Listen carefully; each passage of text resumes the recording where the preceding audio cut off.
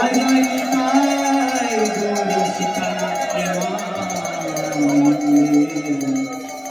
হরি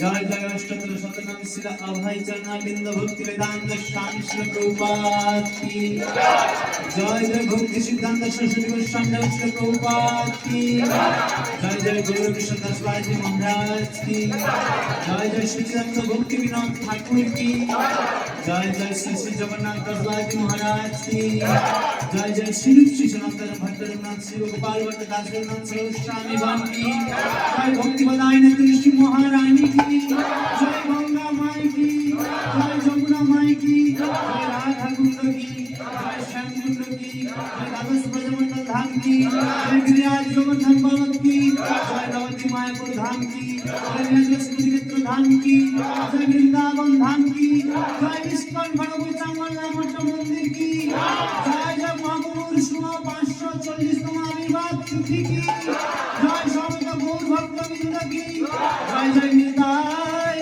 গৌর সীতানাথ প্রেমানন্দে হরি হরি বল জয় রাধা মাধব জয় কুন্দ বিহারী সবাই লাগে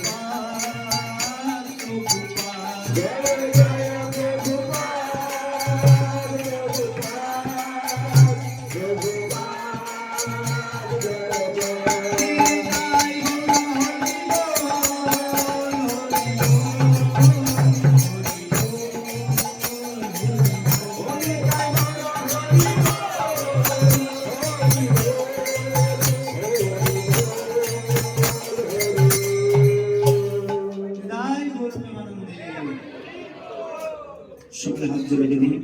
ওম অজ্ঞানতিমিরন্ধস্য জ্ঞানাঞ্জনশলাকয়া চক্ষুর্মিলিতাং येन তস্मै শ্রী গুরবে নমঃ।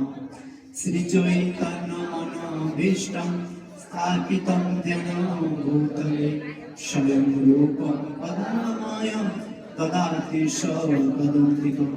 বন্দেহং শ্রীগুরুং শ্রীযুত পদকমলং শ্রীগুরুং বৈষ্ণবাংশ্চ শ্রীরূপং সাগ্রজাতং সহগণ রঘুনাথাদিतं तं সতীবং সাদ্বৈতং সাবধূতং পরিজনসহিतं কৃষ্ণং চৈতন্যদেবং শ্রীরাধা কৃষ্ণপাদাং সহগণ ললিতা শ্রীসাখাবিতাং নমোऽয়ং বিষ্ণুপাদায় কৃষ্ণপৃষ্ঠায় ভূতলে শ্রীমতে ভক্তিবেদান্ত স্বামিনীতি নামিনে।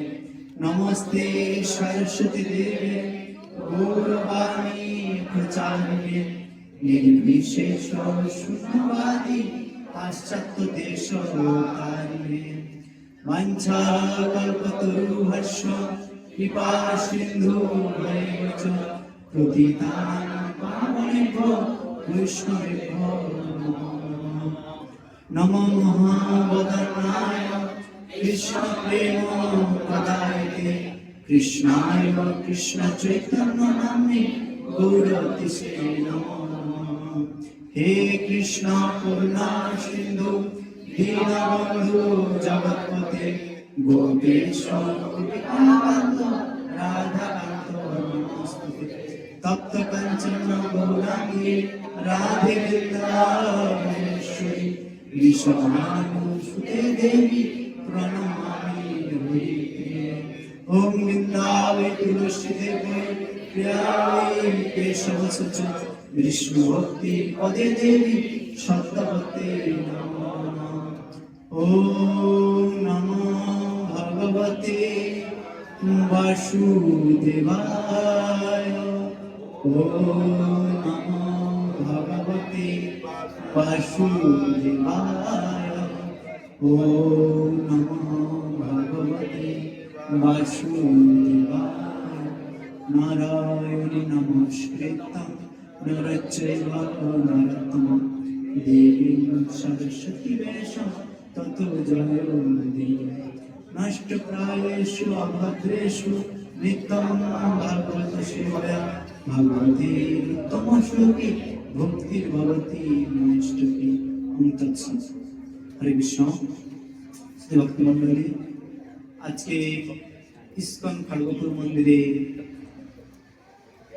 মহাপ্রভুর 540তম আবির্ভাব তিথি উপলক্ষে সকলকে, সমস্ত ভক্তবৃন্দকে স্বাগতম।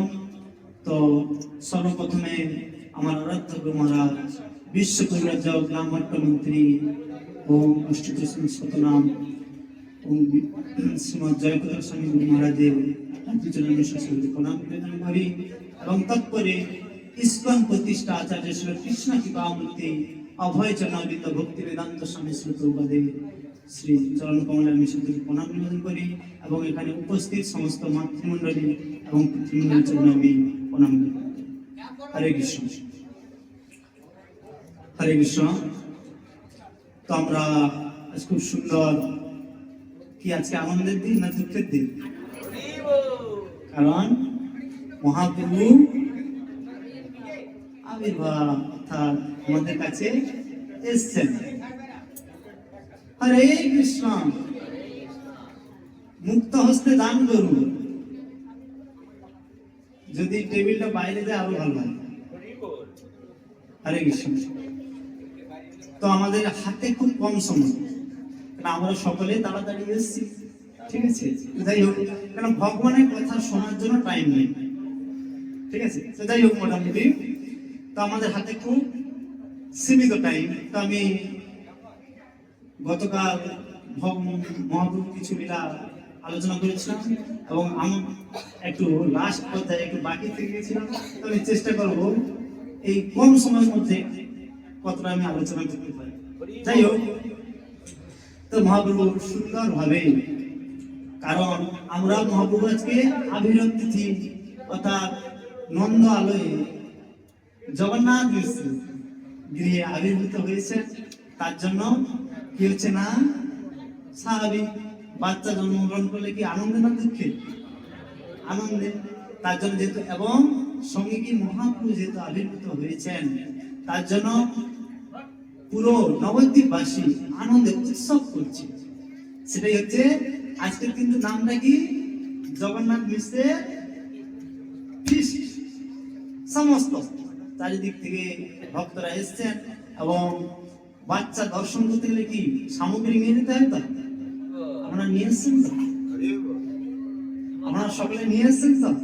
কিন্তু যখন মহাপ্রভুকে দর্শন করতে গেছিলেন, যারা যারা গেছিলেন সকলে কিন্তু সামগ্রী নিয়ে গেছিলেন, নানা রকম সামগ্রী, মণি মুক্তা থেকে আরম্ভ করে নানা রকম সামগ্রী গেছিলেন। কারণ এই যে কলি যুগে আজ 540 বছর আগের অবস্থা খুব শোচনীয় ছিল।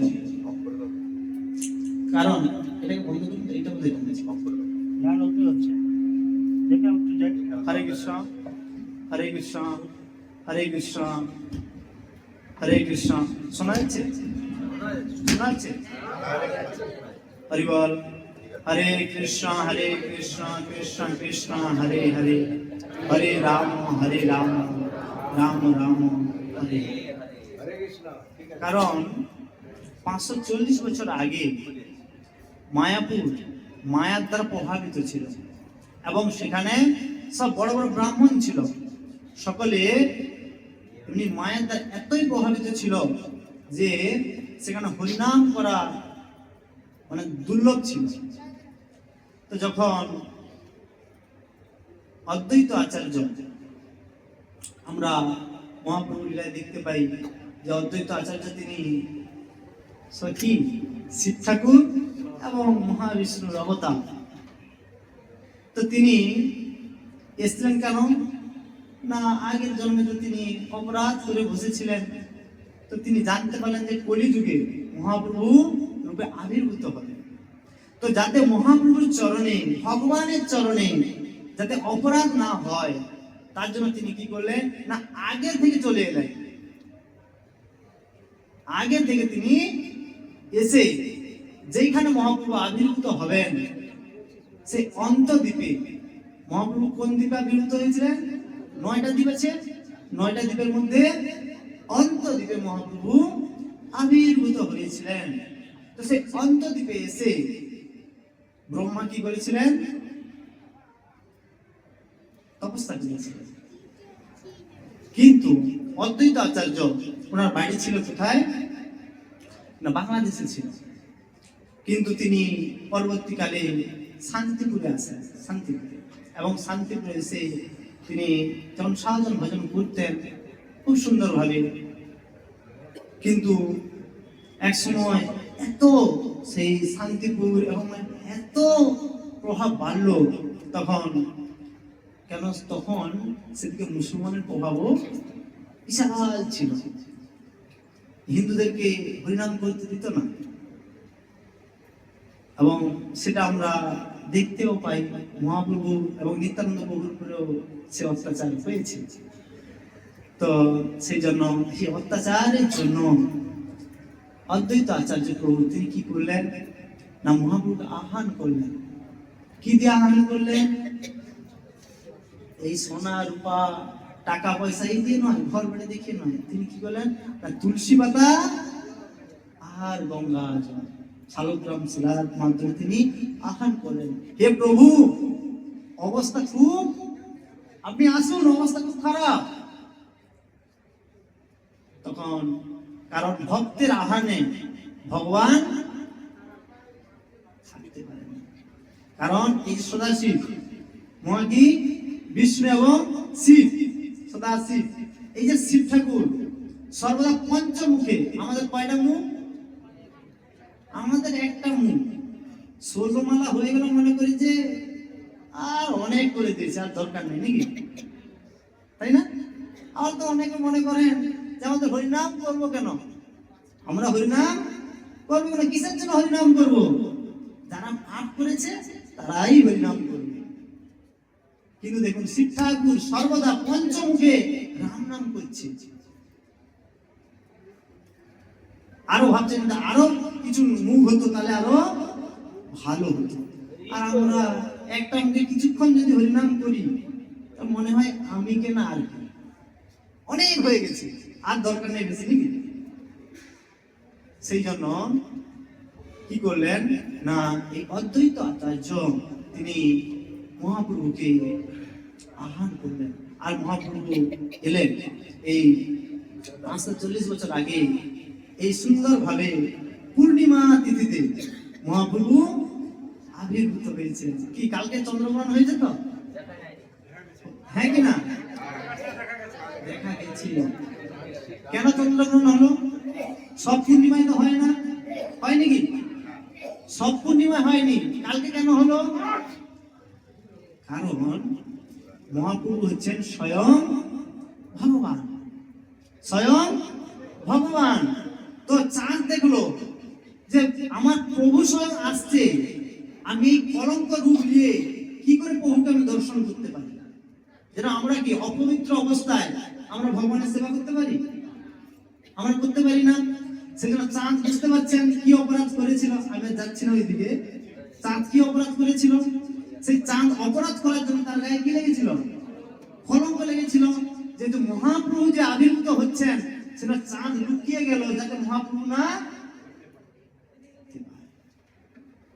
সেইটাও দেখুন, আমাদের এই যে সমস্ত গ্রহণে কিন্তু আমাদের বাধা থাকে, সমস্ত গ্রহণে, কিন্তু কালকের গ্রহণে কোনো বাধা নেই, যেহেতু মহাপ্রভু আবির্ভূত হয়েছে। আমাদের গ্রহণের মধ্যেই কিন্তু অভিষেক হয়েছে, গ্রহণের মধ্যেই কিন্তু পূজা অর্চন হয়েছে, কারণ যেহেতু মহাপ্রভু স্বয়ং আবির্ভূত হয়েছেন। তো আমরা গীতাতে দেখতে পাই যে ভগবানের আবির্ভাব তিরোভাব বলতে কিছু নেই, সবই হচ্ছে দিব্য। ভগবান সুন্দরভাবে গীতাতে বলছেন। তো সুন্দরভাবে এই যে মহাপ্রভু আবির্ভূত হয়ে নবদ্বীপে সুন্দরভাবে দেখুন, প্রথমেই তিনি জন্মগ্রহণ করেন, কারণ তিনি সময় কিন্তু নষ্ট করেননি। আমরা মনে করি আমাদের বয়স হয়নি, তাই না? আমরা মনে করি তো এই তো সবে মাত্র কি এনজয় করার বয়স, একটা এনজয় করে নি নাকি? আমরা এনজয় করতে আসছি না? এই জড়জগতে আমরা কি জন্য এসেছি? এনজয় করে নি, সময় আছে আমরা একটু এনজয় করে নি। কিন্তু দেখুন মহাপুরুষ সময় কিন্তু নষ্ট করলেন না, তিনি জন্মানোর সঙ্গে সঙ্গেই, কারণ আগেকার দিনে রেওয়াজ ছিল কি বলুন দেখি, বাচ্চা জন্মগ্রহণ করলে বা আগেকার দিনে মায়েরা ঠাকুমারা বুঝতে পারবেন যে এখন তো সুপার ফ্যাসিলিটি হয়ে গেছে, তো বাচ্চা জন্মগ্রহণের পরে বোঝা যায় যে বাচ্চা জন্মগ্রহণ হয়েছে। কিন্তু আগেকার দিনে বাচ্চা জন্মগ্রহণের আগে থেকেই বোঝা যায় যে বাচ্চা জন্মগ্রহণ করবে, কারণ বাড়িতে নাম সংকীর্তন হতো। সেজন্য একটা প্রবাদ আছে, কি বলুন দেখি, জন্মালে হরি আর মরলে হরি, আর মাঝখানে সব গন্ডগোল করে। আমরা জন্মানোর সময় দেখতে পাই যে হরি নাম হতো, আর একটা তো এটা বলতে হয় না, বলো হরি, এটা বোঝা যায়। আর মাঝখানে সব আমরা এই 33 কোটিকে নিয়ে গন্ডগোল করি। অনকাল কেন? এই 33 কোটিকে নিয়ে কার আমি সেবা করবো? কিন্তু জন্মানোর সময় হরিনাম করছি, মৃত্যুর সময় হরিনাম করছি, এটা আমরা মার্ক করছি না যে জন্মানোর সময় হরিনাম করলাম, মৃত্যুর সময় হরিনাম করলাম, কিন্তু মাঝখানে বাকিদের কেন নিয়ে গন্ডগোল করবো?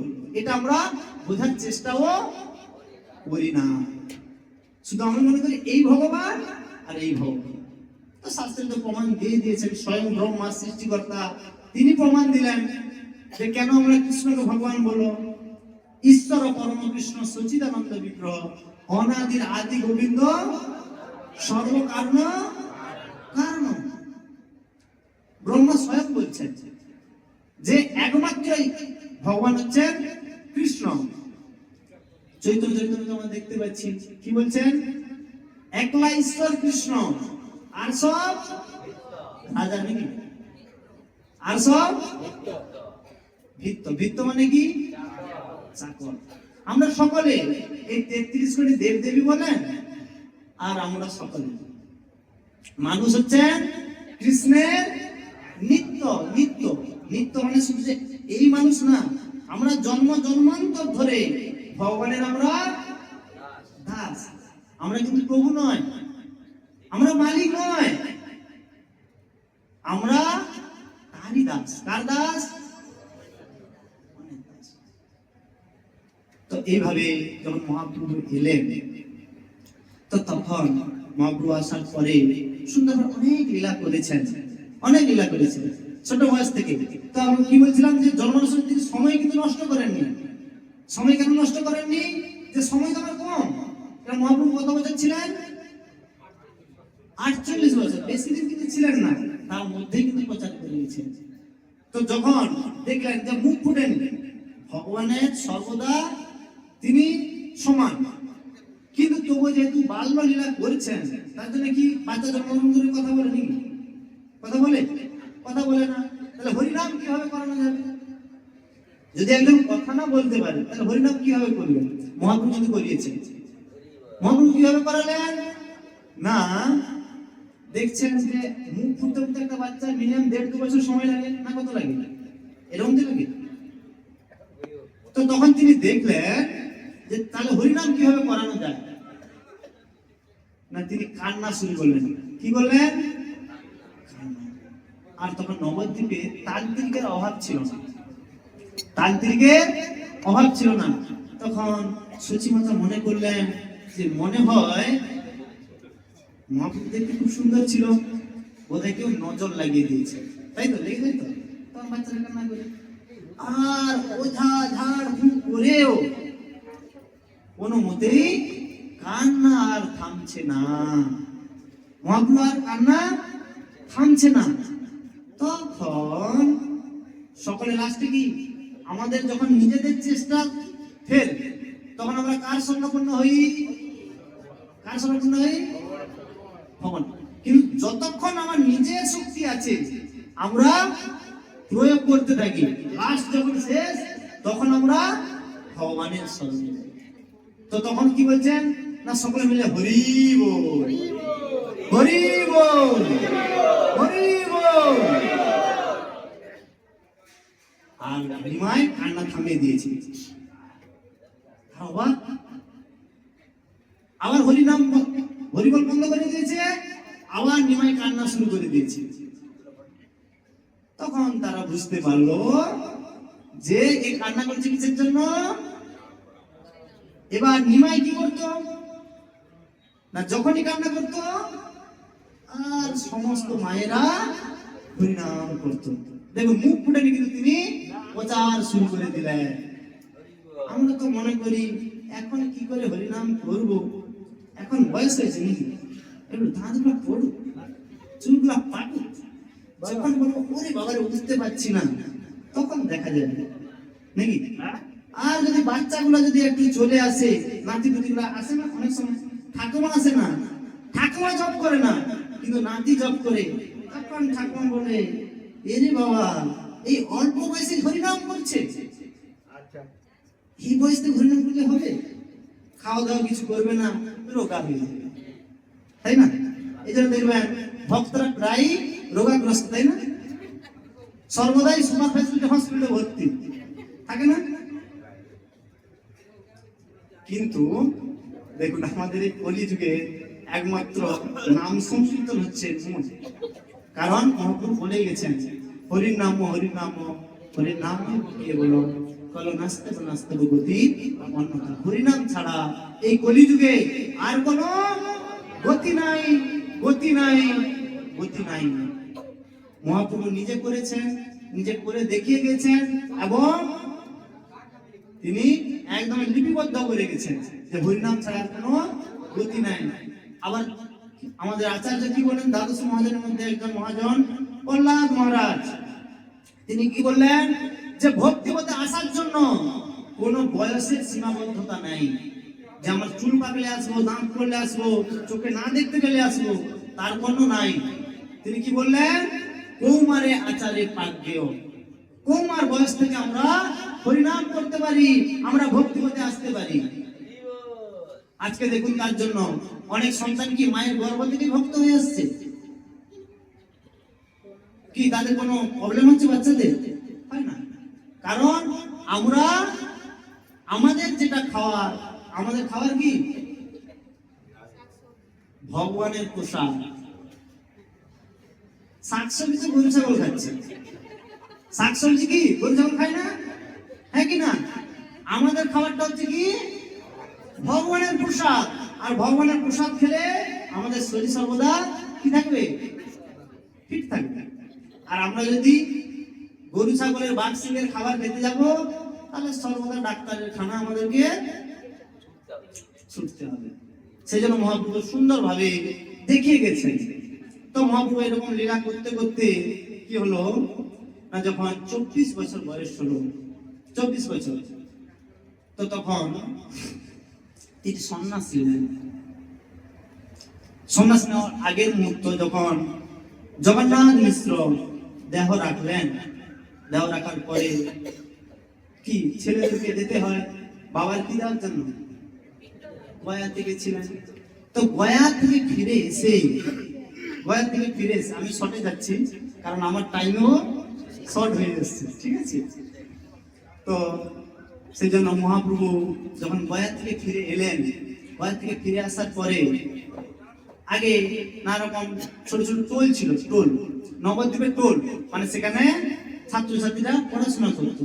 তো মহাপ্রভু অল্প বয়স থেকে তিনি কি ব্যাকরণ শিক্ষা দিতেন। তো এইভাবে শিক্ষা দিতে দিতে যখন বাবা মারা গেলেন, তখন তিনি কি হলো, তিনি গয়া গেলেন। গয়াতে যখন পিণ্ড দিয়ে ঘুরে এলেন, মহাপ্রভু চেঞ্জ, আগে হরিনাম করাতেন, আর গয়া থেকে যখন ফিরে এলেন তখন কি শিক্ষা দিলেন, কি দিলেন? গোপীদের নাম, সর্বদা গোপীদের নাম করাতেন, গোপীদের নাম। তখন দেখুন, আমি হরিনাম করাচ্ছি, আমি যদি আবার আপনাদেরকে বলি গোপীদের নাম, তাহলে কি হবে? সংশয় আসবে না? তো যে পড়ুয়ারা ছিল, যে ছাত্ররা ছিল, তারা বলছে বোধহয় এই নিমাইয়ের মাথাটা খারাপ হয়ে গেছে, কারণ একই মুখে দুটো কথা হচ্ছে। কারণ মহাপ্রভু তখন প্রেমের আওয়াজ ঘটছে, তখন কি না সেই যে বৃন্দাবন লীলায় সর্বদা কি যে গোপীদের যে প্রেম, গোপীদের নাম সর্বদা তিনি মুখে করতেন। তো আসার পরে যখন পড়লেন, তখন পড়ুয়ারা ভাবলো না, আর যখন পড়ুয়ারা বলছে না এটা ঠিক নয়, আপনি হরিনাম করতে বলছেন, আবার গোপীদের নাম বলছেন, আমরা গোপীদের নাম করবো না। আর মহাপ্রভু বারে বারে জোর দিচ্ছেন কার উপরে? গোপীদের নাম। তখন পড়ুয়ারা যখন জেদ ধরলো, তখন মহাপ্রভু লাঠি বার করলো গোপীদের নাম করানোর জন্য। তখন পড়ুয়ারা ভয়ে পালিয়ে গেল। পরের দিন বলছে যে যদি কেউ ভুল শিক্ষা দেয় তাহলে কি তাকে জানানো উচিত। বলছে তিনি মারতে পারেন, আমরা কি মারতে পারি না? মহাপ্রভু শিক্ষা দিচ্ছেন কিসের জন্য? এই জগৎ থেকে আমাদেরকে উদ্ধারের জন্য, জগৎ থেকে উদ্ধারের জন্য। আর পড়ুয়ারা কি করলো দেখুন, যিনি স্বয়ং ভগবান তাকে মারার জন্য প্রস্তুত হলো। তারা মনে মনে ভাবলো, তারা আলোচনা করলো যে আমরা মহাপ্রভুকে, আমরা কি নিমাইকে মারতে পারি না? যদি মারলে পাগলামিটা কেটে যায়। মহাপ্রভু অন্তর্যামী তিনি বুঝতে পারলেন, হায় হায় এ কি হলো।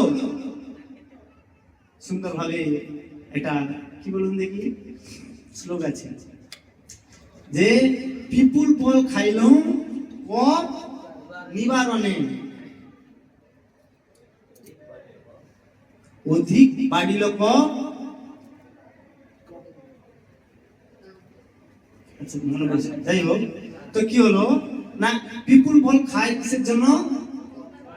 কপ যাতে নষ্ট হয়ে যায়।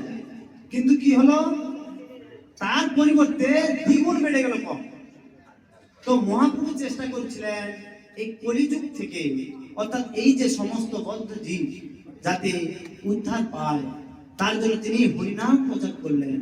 তো এই প্রচার করতে এসে তিনি দেখছেন, হায় হায় ভগবানকে মাঝে যেমন অপরাধ, এটা নরকেও ঠাঁই হবে না, নরকে এটা উদ্ধার পাওয়ার পরের কথা, এটা নরকে যাবে। তখন তিনি দেখলেন না, এ থেকে আমাকে কি নিতে হবে? সন্ন্যাস। কারণ কি, আমরা শ্রদ্ধায় অশ্রদ্ধায় যদি আমরা সন্ন্যাসীকে প্রণাম করি, তাহলে কি হবে? সমস্ত অপরাধ। কারণ এখন আমরা হয়তো কি পরম মাঝে মধ্যে ভিআইপি ভিআইপি না, এই তো এখান থেকে এই ট্রেনে দিই ভিআইপি আমি, ঠিক আছে, কেন কোমরে ব্যথা নইতে পারি না। কিন্তু আগেকার দিনে সন্ন্যাসীকে দেখা মাত্র দণ্ডবত প্রণাম করতো সবাই। তো মহাপ্রভু বললো যে আমি সন্ন্যাস যদি নিই, তাহলে সকলে আমাকে কি করবে? প্রণাম করবে। যারা মনে মনে এটা ভাবছিল, তারা কি হবে না, এই অপরাধ থেকে। তখন তিনি সবাইকে, নিত্যানন্দ প্রভুকে, তারপরে অদ্বৈত আচার্য শিবাস, সকলকে জানিয়ে তিনি কি করলেন না, যে সন্ন্যাস নিবেন। আর ধীরে ধীরে কি হলো, যেই দিন সন্ন্যাস নিবেন, মানে যেদিন শেষ দিন, সেদিন কি হলো, এমনি শিবাসের বাড়িতে কি হতো, শিবাসের বাড়িতে কীর্তন হতো। সন্ধ্যা থেকে ভোর পর্যন্ত। আর সেখানে কেবল অন্তরঙ্গ ভক্তরা আসতো, সকলের জন্য সেখানে ছিল না। কেন দরজা বন্ধ করে আমরা তো এখন কি করছি, মাইকে কীর্তন করছি যাতে সকলে শুনতে পায়। কিন্তু এই হরিনামের এত ছিল যে হরিনাম যাতে না কেউ শুনতে পায়, তার জন্য কি মহাপ্রভু দরজায় খিল লাগিয়ে কীর্তন করতেন শিবাসের বাড়িতে। তো যদি শেষ রাত্রি, এবং এই যে হরিনামটা কিন্তু এটা কিন্তু এমনি এমনি আমরা করতে পারছি না, এ নয়। এটা কি না, তিনি সন্ন্যাসের আগে যখন মহাপ্রভু এই লীলা করেছিলেন, তখন এই যে শ্রীধর আমরা শ্রীধরের কাহিনী শুনেছি না, শ্রীধরের কাহিনী ঢোকা যাবে থোড় কলা মোচা। তো শ্রীধর কিন্তু তিনি সেই সময়ে সবাইকে কিন্তু মহাপ্রভুর কাছে উদ্ধারের জন্য তিনি এই বর চেয়েছিলেন যে মহাপ্রভু যখন শিবাসের শ্রীধরের সেবায় খুশি হয়েছিল, শ্রীধরকে বলছিলেন যে তোমার তো কিছু নেই, তুমি বর চাও। কি বর চাও? ভালো ঘর চাও। শ্রীধর তার বাড়ি ভাঙা ছিল এবং মলিন বস্ত্র অর্থাৎ ছেঁড়া বস্ত্র পরিধান করত। তো মহাপ্রভু তখন বলছিলেন যে তুমি তো এই অবস্থায় তুমি বর চাও। তখন শ্রীধর বলছিল যে প্রভু আমার সেই বর চাই না, আপনি বর যদি দিতে হয় যারা এই যে দুঃখ কষ্ট ভোগ করছে, কারণ তোমার দ্বারাই এগুলো সব সৃষ্টি, আর এরা সকলেই দুঃখ কষ্ট ভোগ করছে, তাদের সমস্ত দুঃখ আমাকে দাও আর এদেরকে উদ্ধার করে দাও।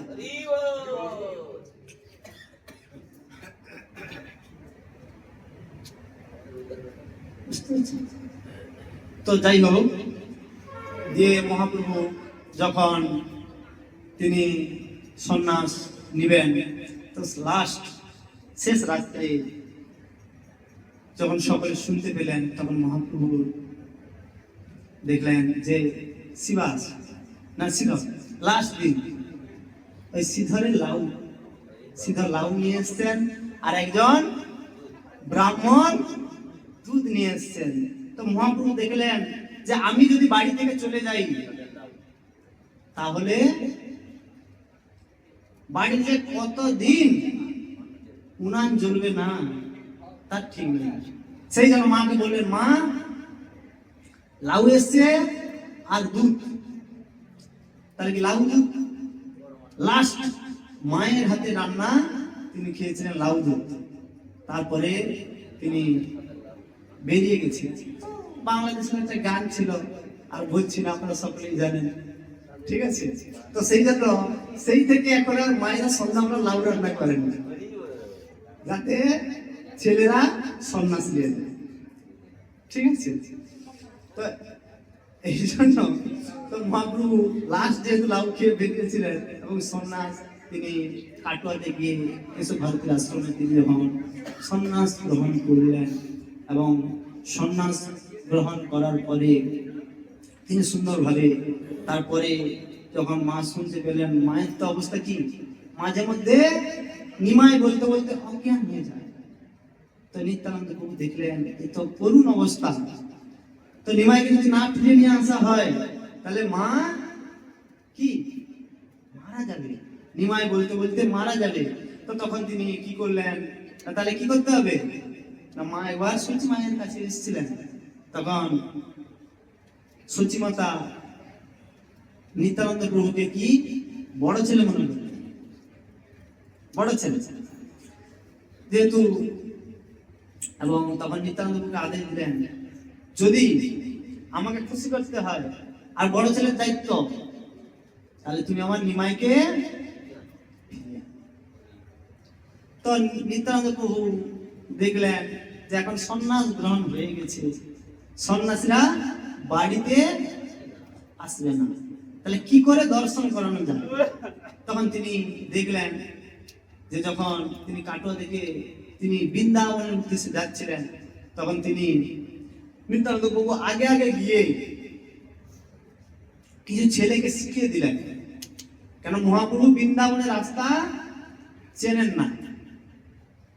তো তিনি তখন বাচ্চাদেরকে বললেন, যখন মহাপ্রভু বলবেন যে বৃন্দাবনের রাস্তা কোনটা, তখন তোমরা শান্তিপুরের রাস্তা দেখে, শান্তিপুরে।